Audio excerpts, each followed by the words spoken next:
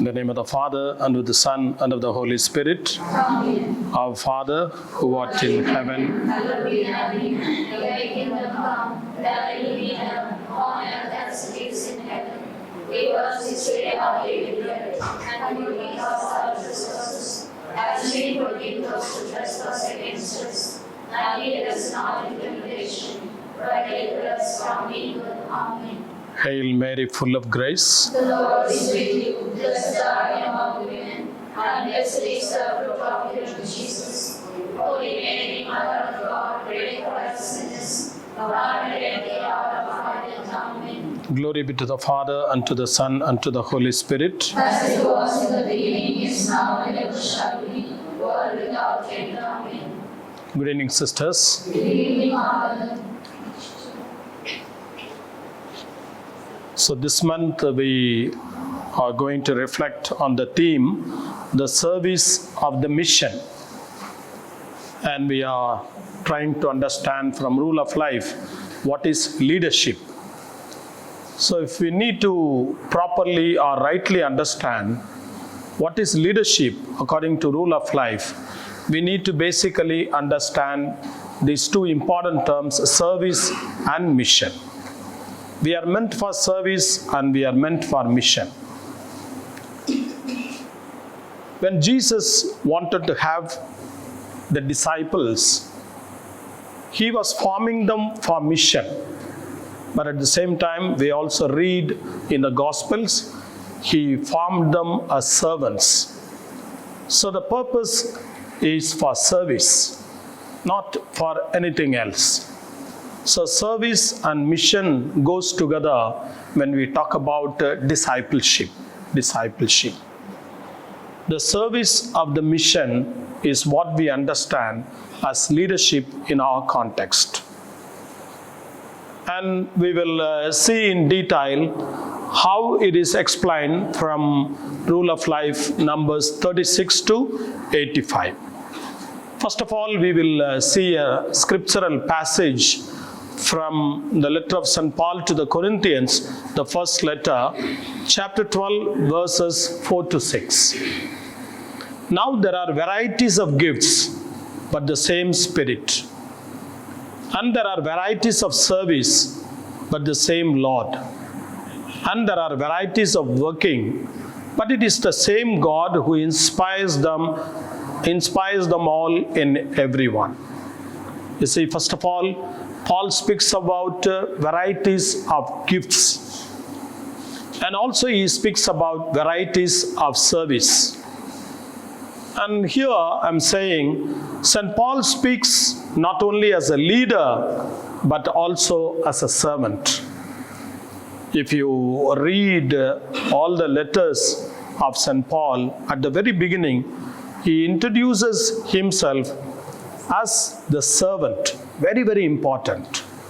In every letter, he introduces himself not as the founder of the church, not as the leader of the church, always as a servant of Christ, servant of the Lord. Here he says there are varieties of gifts. I'm saying here, each one is entrusted with a gift and a responsibility for others.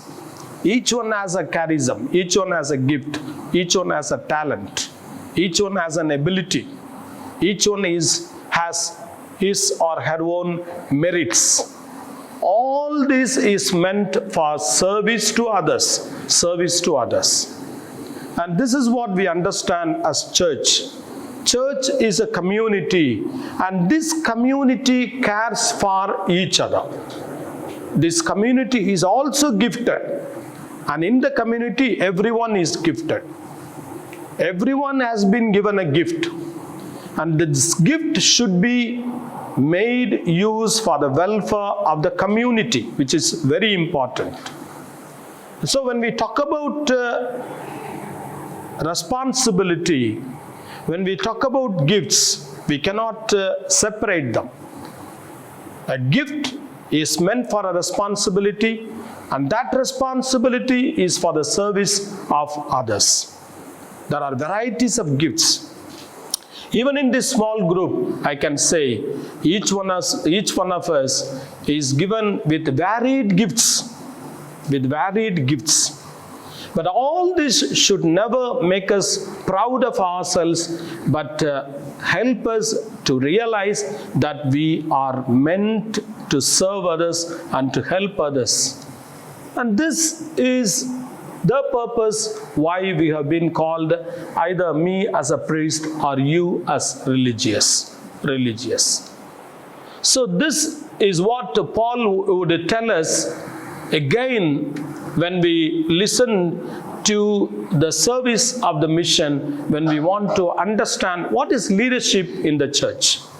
What is leadership in priesthood? What is leadership in religious life?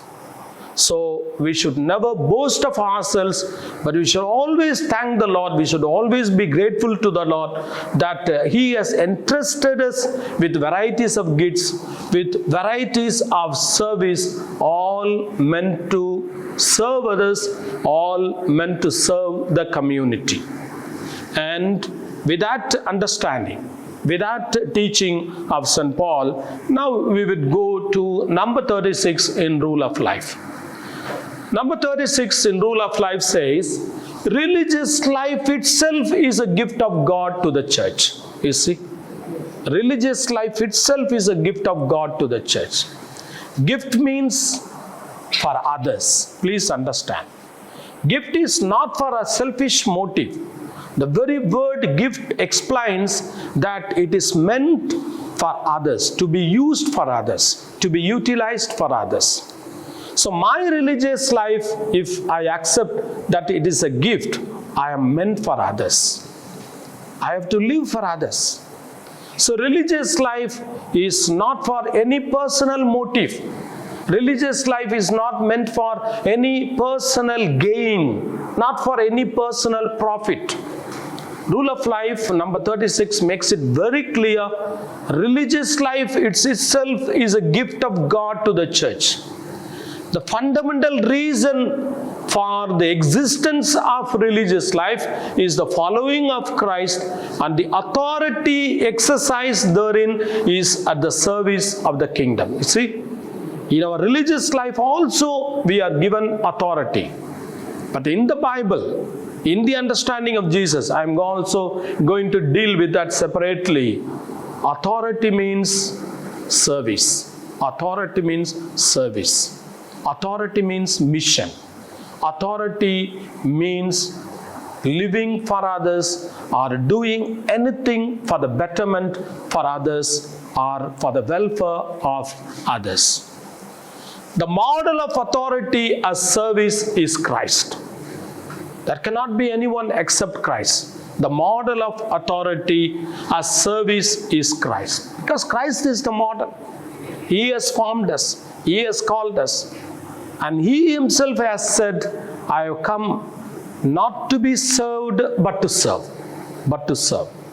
So Jesus means service. Jesus means a man for others. Jesus means a model of service. As Son, all power was given to Him by the Father. Yes, that is true. He Himself is God. And all authority is given to Him. But all authority, He never used it for His personal whims and fancies. All that He received as an authority, He utilized that or used that as a service to others. We see here, as servant, He only did the will of Him who sent Him. As servant. In Rule of Life number 36, Jesus is called as a servant. He is servant to the Father. He is also servant to the people. He is also servant to the people for whom He came to serve. So, in both the ways, to the Father He is a servant, also to His own people He is a servant. To realize His Father's plan of love, He emptied Himself. You see, service to the extent of emptying Himself. Emptying Himself. Not in any way boasting of Himself, not in any way making himself bigger, always making himself as a servant to the extent of emptying oneself, obeyed unto death on the cross, and gave his life in ransom for the multitude. This is what we also read in that beautiful hymn which is given in the letter of St. Paul to the Philippians, chapter 2, verse 5 and following. We see that. And so gave himself in ransom for the multitude. Thus the exercise of authority is a participation in the Paschal mystery of Christ. If you believe that Christ has called us, we are called to take part in the Paschal mystery of Him, in the Paschal mystery. So, service means taking part in the Paschal mystery of Christ. Mission means taking part in the Paschal mystery of Christ. Now, when we want to talk about leadership means me taking part once again in the Paschal mystery of Christ. So, the model of authority we read here is Christ Himself, and the model of authority as service is Christ. Now we will see in detail what is said in Rule of Life number 36. Point 1. Our structures of government are at the service of the spiritual growth of each system. It is not for few individuals. It is not for a particular group. For each individual system, and that growth is called as a spiritual growth. It is, not a one-sided growth. It is the growth which is called as a spiritual growth, in the sense it's a fuller growth. In the fuller sense, we need to understand that. All our structures of government, in each community, there are animators, there are in charges, there are responsible persons. And in each province, there are responsible people. For the entire congregation, there are also responsible people. There are varieties of structures. There are varieties of setups by which we rule ourselves, we govern ourselves.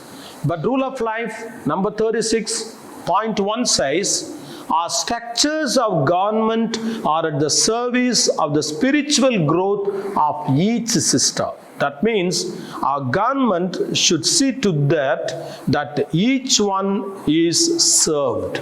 Each one is served. There is no discrimination. There is no partiality. There is no partiality. Each one is taken care of. That is what we understand as service. So here, there is no inequality. There is a fundamental equality when we say that we are all sisters and we belong to one congregation. Of sisterly communion among the sisters. This government, the structures, the authority should help us to be in communion with everyone. To be in communion with everyone. Communion among the sisters and their participation in the mission of Christ. Number 2 says, the sisters who receive the mission of authority accept it in faith. You see? Accept it in faith. The sisters who receive the mission of authority accept it in faith. What is that accepting in faith? Desirous to manifest and to promote the life of love while governing. While governing, there is no dominance. There is no sense of, bombarding over or lording over. There is always a sense of mutually helping each other or mutually serving each other. So, the person who receives the authority should have the desire to manifest and to promote the life of love while governing. Number 3, the members of the congregation see in authority an expression of love and the will of God and respond to it by a joyous and loving obedience. On one side, we talk about authority. On another side, we talk about a response with love, response with obedience, response with love, and response with obedience. And that obedience is a joyous and a loving obedience. Of course, because he or she is meant to serve me, is meant to help me, I also do that, respect in terms of obedience. So it goes together. I am meant to serve, and you also respect me because I am here to serve you. So my dear sisters, number 36 makes it very clear, all our structures should help for the growth of each one, for the welfare of the entire congregation. There is no question of siding with some groups or siding with some people and discriminating some others. No, the structures should help to serve all in the congregation, And now, I'm also explaining, not in the rule of life, from some other sources, I have taken something to understand what is a servant leadership. You see, that servant leadership is serving others without any expectation or reward. Serving others without any expectation or reward. That is what the Christian leadership, that is what the servant leadership, or this is what the biblical leadership. Biblical leadership is just following Christ. Biblical leadership or servant leadership according to Bible is the model of Christ. Christ never expected any reward for his service. Christ never expected anything for his service from others, even from his disciples. Only thing he expected that they should also follow him. They should also imitate him. And servant leadership defines the responsibility of a voluntary service. It is not a forced service. It is not a service with compulsion. It is not a service with fear. It is a voluntary service. Bible makes it very clear. Any service in the Bible demands that we do it voluntarily, with love. Voluntas means will. We do it with will. We do it with a desire. We do it with good intention. And it is a voluntary service in order to cater to the needs of others without any expectation or reward from the beneficiaries. And today we also see some of the leaders behaving very, very, very selfish. They do it with lot of expectations. If I do this, what gain I will get or I will receive? What reward will I get? And that is not the Christian leadership, and that is not the servant leadership according to Bible. We see here, catering to the needs of others without any expectation or reward from the beneficiaries. Oswald Sanders gives a beautiful definition for servant leadership. True greatness, true leadership is achieved not by reducing men to one's service, but in giving oneself in selfless service to them. See? Servant leadership is selfless service for others. Selfless service to others. And another person, John Stott, he gives another definition. Leaders have power, but power is safe only in the hands of those who humble themselves to serve. Power is safe only in the hands of those who humble themselves to serve. Otherwise, power is not safe. And so, power means one who is always humbling oneself in order to serve others.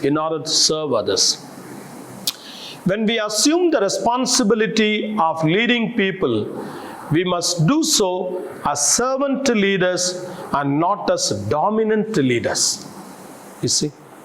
So the biblical understanding of servant leadership is the responsibility of leading people with a sense of service and not with a sense of dominance.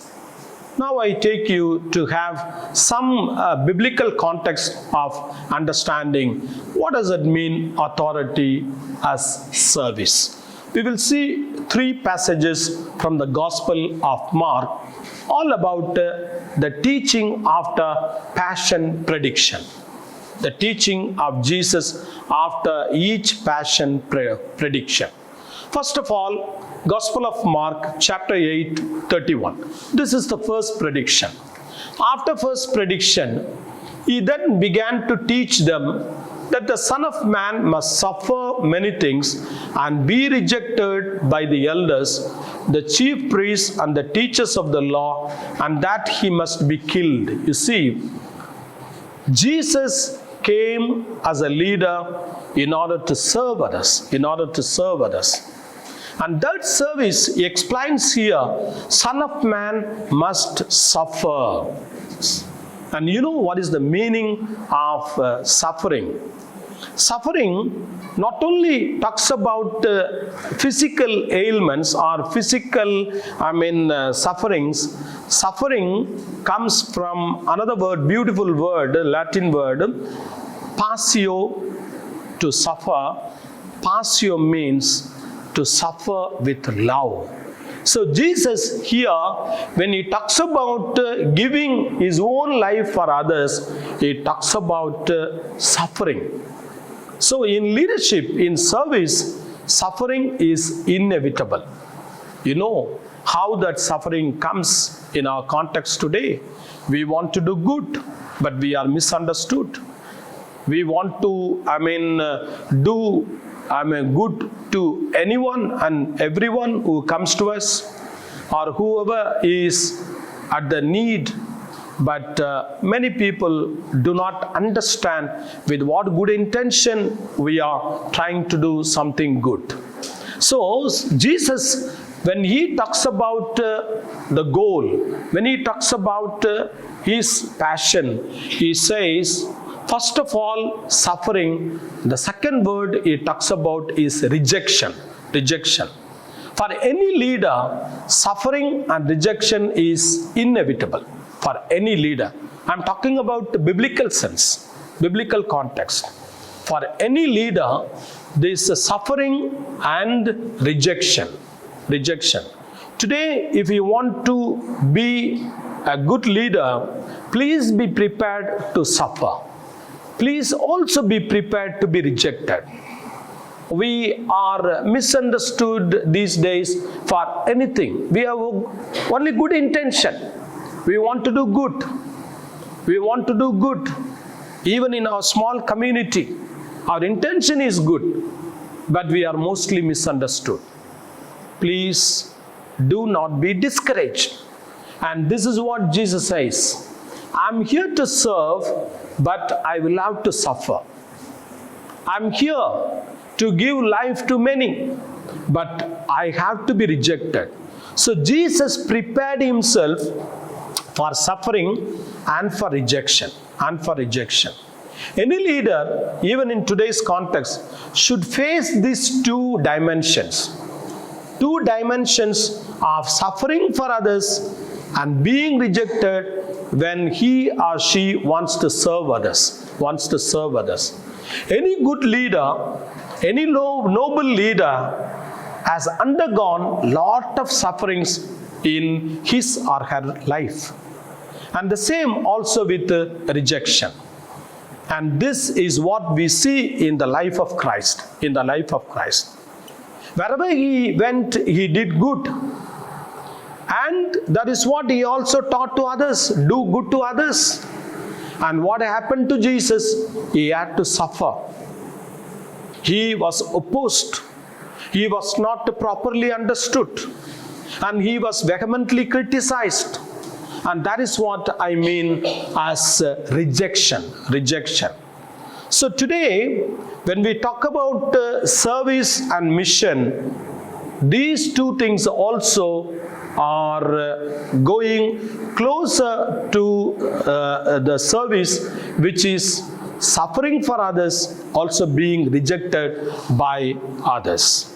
This is what happens in the first passion prediction. We understand servant leadership means definitely being prepared to suffer, being prepared also to be rejected. Second one, servant leadership. In the second passion prediction, Jesus is giving a teaching that any leader or anyone who wants to be first should be the servant of all. We see that in the Gospel of Mark, chapter 9, from verse 33. They came to Capernaum. When he was in the house, he asked them, "What were you arguing about on the road?" But they kept quiet because on the way they had argued about who was the greatest. Who was the greatest? Today we are also seeing this crisis in both in the priestly life, also in the religious life. There is a crisis for power. There is a crisis also to hold positions. But Christ makes it very clear. Even the disciples of Jesus, they were arguing on the road about who is the greatest, who is the greatest. Now Jesus links the concept of service, the dimension of service, with the understanding of who is the greatest. Now you see, sitting down, Jesus called the 12 and said, "Anyone who wants to be first must be the very last and the servant of all." Now it's very clear. Jesus has said it very clearly. If you want to be a leader, you must be a servant of all. You must be a servant of all. My dear sisters, now among you, there are people with responsibilities.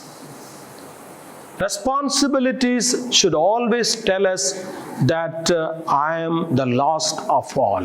I am not the first of all. I am the last of all. It is not my teaching. This is what our master and teacher Jesus has taught us. And this is what the servant leadership according to Jesus. And this is what the missionary understanding of Jesus, according to the teachings of Jesus. Anyone who wants to be first must be the very last and the servant of all. And that's why Jesus would always say, do not follow the Pharisees. They always want to be first in everything, at every place. Maybe you can listen to them, but don't follow them. Don't follow those leaders. Follow me. Do what I say. And today, it is not merely teaching. This is the practice of Jesus. This is the practice of Jesus. And we know he humbled himself. Last week, we observed Holy Week. And on Monday, Thursday, exactly last week by this time, we were taking part in the service of the washing of the feet. Washing of the feet. You see what happens in the washing of the feet? He humbled himself to the level of a servant. To the level of a servant. And after washing of the feet, Jesus said, according to the Gospel of John, chapter 13, from verse 13, he says, you call me master, you call me teacher. It is right. I am your teacher, I am your master. But if master can do this, the disciples should do that. What is that? Humbling oneself and washing the feet of others. And today it is very, very difficult to humble oneself. The world is not asking us to humble ourselves. But the Bible is asking us, Christ is asking us, our Lord is asking us to humble ourselves. So leadership means service to anyone and everyone, but at the same time, last of all, not the first of all. That is the understanding of Jesus' teaching about servant leadership. The third one is in chapter 10, the same gospel, from verse 35. This is after the third passion prediction. What happens? A beautiful teaching from the Gospel of Mark. After each passion prediction, something happens among the apostles. First of all, Peter rebuked. Peter was not prepared to suffer. He was okay to be a leader, but he was not prepared to suffer. Jesus rebuked him. By rebuking Peter, Jesus rebuked the mindset or the mentality of all the disciples, thinking that they are here to be respected, to be dignified. No, Son of Man must suffer, Son of Man must be rejected. And in the second passion prediction, Jesus says, if you want to be first, you should be last of all. And now what happens, we see. Then James and John, the sons of Zebedee, came to him. Teacher, they said, we want you to do for us whatever we ask. And what do you want me to do for you? He asked. They replied, let one of us sit at your right and the other at your left in your glory. You see, not in your passion, not in your suffering, in your glory. See, this is the level of understanding of the disciples even during the third passion prediction. The disciples, they were very hard of understanding what Jesus is teaching them about leadership, about service. Even at the third passion prediction, they are asking for right side and left side when he comes in glory. When he comes in glory. So they were expecting a political Messiah, not a suffering Messiah. And even they didn't want to hear the term of suffering Messiah. They always expected Jesus to be a political Messiah, a political leader. And that's why they are craving for positions like this. And Jesus is asking, you don't know what you are asking. Can you drink the cup I drink or be baptized with the baptism I am baptized with? You might have listened many times to this passage. Now, we read the same passage in the context of understanding what is servant leadership according to the teachings of Jesus. Can you drink the cup? Jesus is asking. Can you drink the cup? Can you be baptized as I have been baptized? Drinking the cup and being baptized. And you know what it is. I need not explain much about it. And the disciples, both the disciples, all of a sudden, they said, yes, we can. Yes, we can. And we know later they also took part in the sufferings of Christ. But here at this stage, the understanding or the expectation is always taking positions, taking important positions. That is what is explained, right and left. And that too when Jesus comes in glory, when Jesus comes in glory. And we are also captivated by the worldly, desires or the worldly, worldly pleasures for power. And now Jesus makes it very clear, what you must do. He says in verse 43, not so with you. Instead, whoever wants to become great among you must be your servant. Must be your servant. Servant attitude. Servant attitude. And now here, I want to remind you that earlier, according to the rule of life, or according to also the history, you were called as the servants of the cross. And later only you are called as sisters of the cross. You see, beautiful. Servants of the cross. Never forget it. Never forget the history. You are servants of the cross. Not only you, any follower of Christ is called to be a servant of the cross. Servant of the cross. And now we are Once again, listening here, and whoever wants to be first must be slave of all. For even the Son of Man did not come to be served, but to serve and to give his life as a ransom for many. For many. For others. Again and again, servant leadership means in the teachings of Jesus, living for others. Doing anything for the good of others. Doing anything and everything for the betterment or for welfare of the community. So I'm not a person for myself, I'm a person for others. This is what I want to conclude when I want to talk about the teachings of Jesus on discipleship. No religious person is a person for himself or herself. He or she is a person for others. Is a person for others. We made a long journey in this year on rule of life. And now we are almost at the last talk on this series of talks on rule of life. And now once again we are reminded that I am a religious sister and I am meant for others.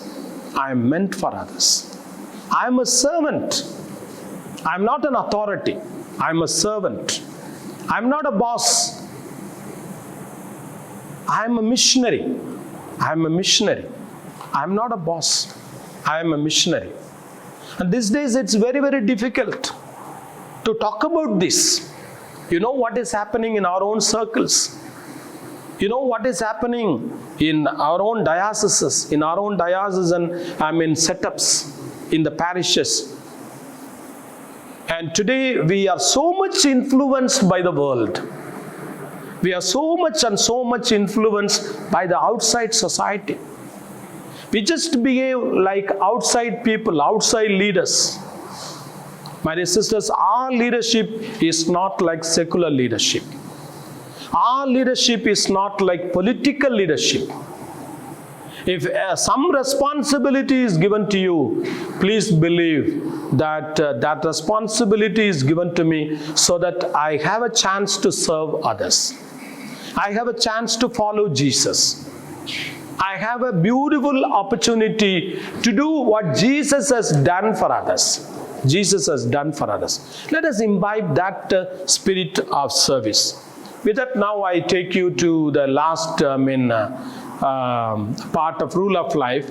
Rule of life links us to one another. This is what the end of rule of life, when we read this beautiful book which talks about the rule of life. This is the last part, and I also want to close my talk with this beautiful reflection. Rule of life links us to one another. Just now I explained that all gifts given to us should help us to be at the service of others. The whole administration, the whole government, in the congregation, in the province, in the community, should help us to also help for the growth or the spiritual growth of each sister. Now you see, the whole rule of life should lead us to have a link to the other, Rule of life number 85. The rule of life is the charter which links us to one another and makes of us an apostolic body. Apostolic body. You see, apostolic body means we are centered around Christ. Christ is the center and we gather around Him. That is the apostolic body. Apostolic body means all those who are in this body are meant as servants. Apostolos. You are meant to be sent. You are meant as a servants.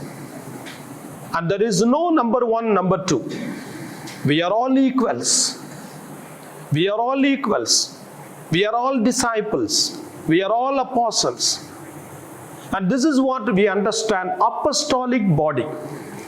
And Christ is the head. We are all linked to Him.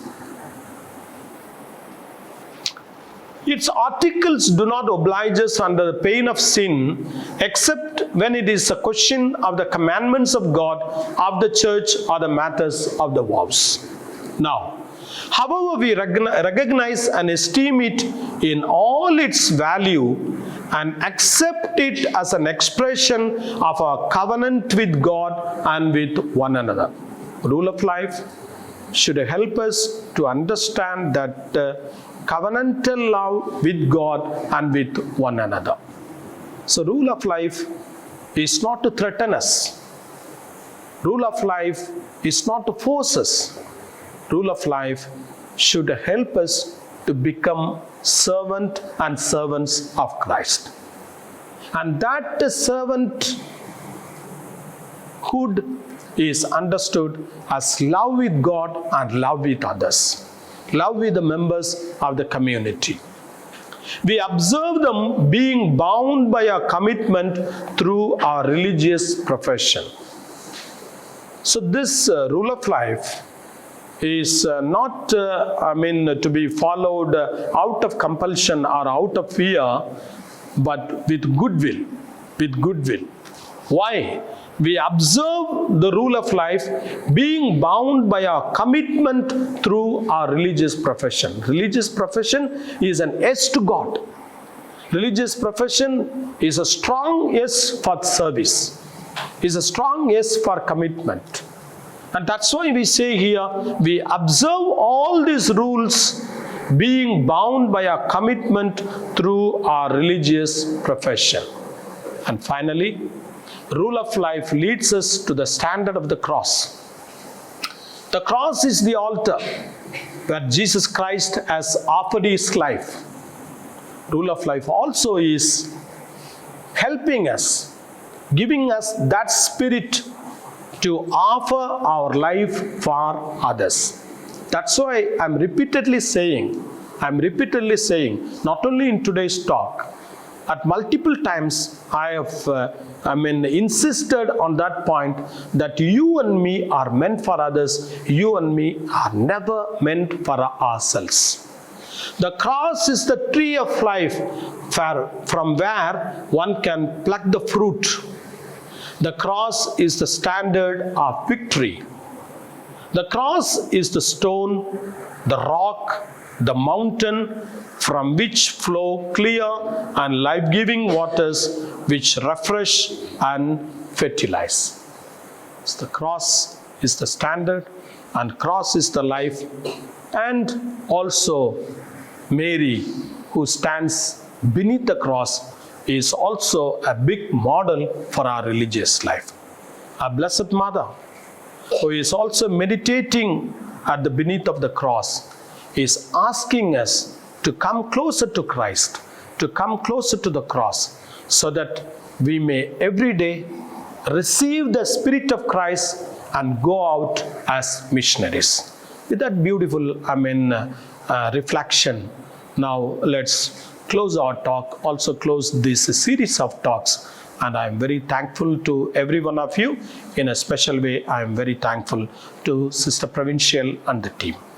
Glory be to the Father, and to the Son, and to the Holy Spirit. As it was in the beginning, is now, and ever shall be, world without end. Amen.